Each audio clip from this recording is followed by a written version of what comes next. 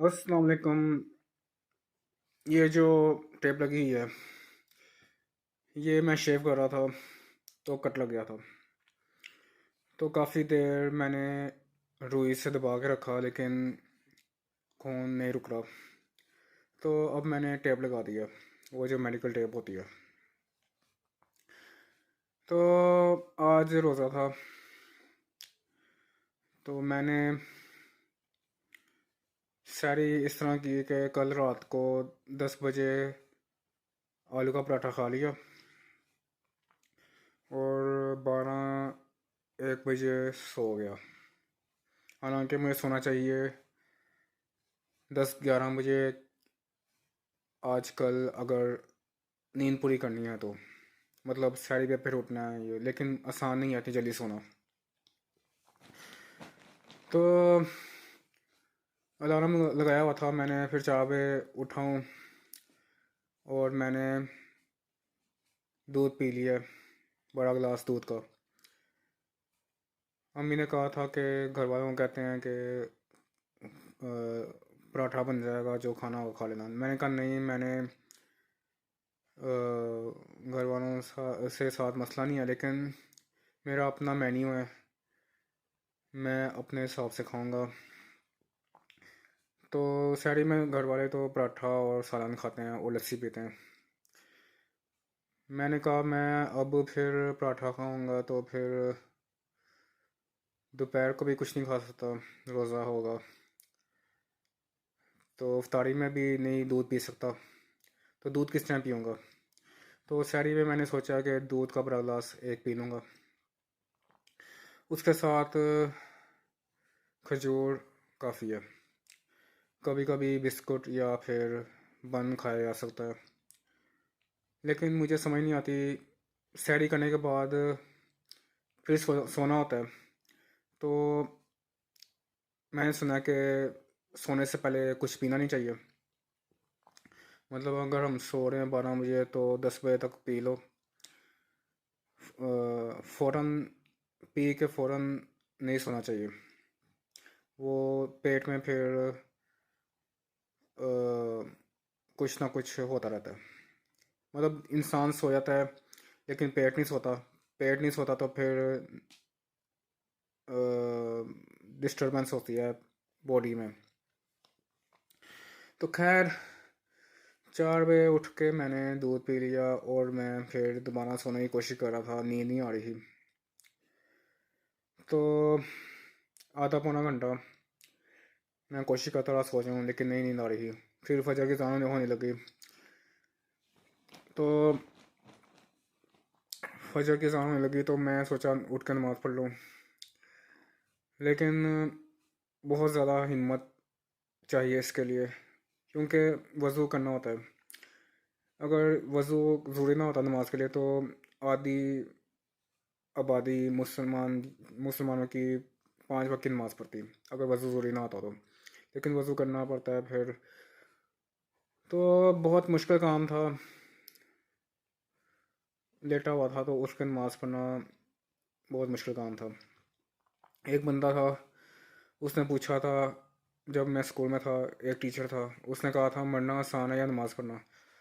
तो सारी क्लास ने कहा नमाज़ पढ़ना आसान है, तो मैंने कहा मरना आसान है, नमाज़ पढ़ना मुश्किल है। तो इसलिए फ़रिश्तों और इंसानों में फ़र्क है। फ़रिश्ते इबादत करते रहते हैं, लेकिन इंसान के लिए मुश्किल है। इंसान अगर इबादत करे तो वो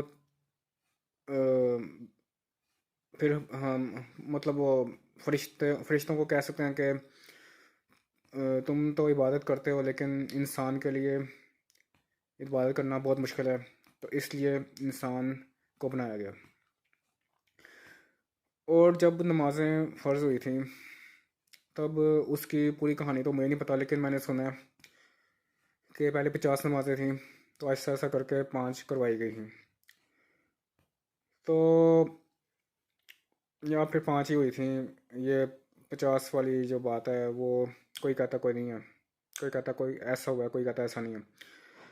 तो बात यह है कि 5 की बजाय अगर 2 नमाज़ें होती तो आसानी होती। लेकिन जो 50 होती अगर, तो हर वक्त बंदा नमाज ही पढ़ता रहता, बाकी काम कैसे करता। अगर 2 नमाज़ें होती हैं तो फिर नमाज़ें पढ़ना बहुत आसान था, पूरी नमाज़ें पढ़ना बहुत आसान था। लेकिन खैर, मैं फिर सो गया, और फिर 11 बजे उठा, और दोपहर को फिर कुछ नहीं खाना था। और अफ्तारी में अफ्तारी में भी मैंने कहा मैं खुद ही अरेंज कर लूँगा। अपनी अम्मी ने कहा था घर में जो बनाया वो खा लेना, मैंने कहा नहीं, घर में वही पुराने ज़माने की अफ्तारी, कायद अज़म के दौर की अफ्तारी, और अनहेल्दी अनहेल्दी अफ्तारी, समोसे, पकोड़े, चीनी वाला शरबत,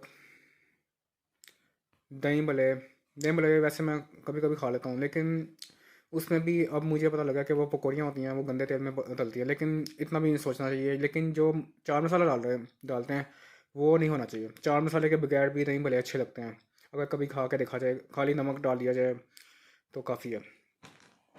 तो वो चाट मसाले से बड़ी हुई दही भले थे, और चाट मसाले से बड़ी हुई फ्रूट चाट थी। मतलब एक अच्छी भली चीज़ है फ्रूट्स, फल, उनको काट के चलो बंदा खा लेता है, लेकिन उसमें चाट मसाला डाल के सारे सारे फ़ायदे का बेड़ा गर्क हो जाता है। उस पे चाट मसाले डालने की क्या ज़रूरत है। वैसे बंदा फल खा ले, चाट मसाला ज़रूरी है। तो ये चाट, फ्रूट चाट, और दही भले मसाले वाली, और पकोड़े, समोसे, और वही मतलब अनहेल्दी अफ्तारी का क्या तुक है। तो मैंने सोचा था मैं अपनी अफ्तारी खुद ही करूँगा। मैंने पहले सोचा था जौ का दलिया बना के खा लूँगा। वो सुना, ये समझते हैं लोग कि बीमार लोग खाते हैं, वो कोई बीमार लोग नहीं खाते। वो अगर सही तरीके से बना हो तो बहुत अच्छा बनता है और मज़े का बनता है। लेकिन जौ का दलिया ख़त्म हुआ था, तो मैंने फिर सूजी का हलवा बना लिया। सूजी का हलवा मैंने बना लिया। सूजी भून के, फिर हल्की आंच में भून के, फिर दूध डाल दिया और चीनी के बगैर बना लिया, थोड़ी शक्कर डाल के।